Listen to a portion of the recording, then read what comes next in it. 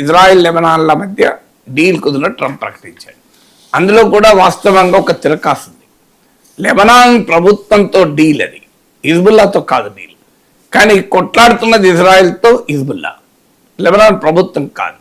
Lebanon ప్రభుత్వంలో Hezbollah భాగమే, కానీ అది హిజ్బుల్లా మాత్రమే కొట్టాడు. లెబనీస్ ఆర్మీ కొట్లాడతలేదు. The fight is only between Israel and Hezbollah. So Lebanese army కాదని.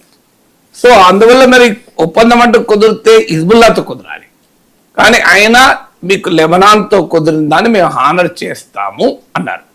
ఎందుకంటే హిజ్బుల్లా అనేది within the Lebanon power ఆపరేటర్స్లో భాగం, కానీ అది ఇండిపెండెంట్గా పనిచేస్తుంటుంది. నేను ఇదో ఒక లెబనీస్ చరిత్ర చెప్పినప్పుడు చెప్పాను.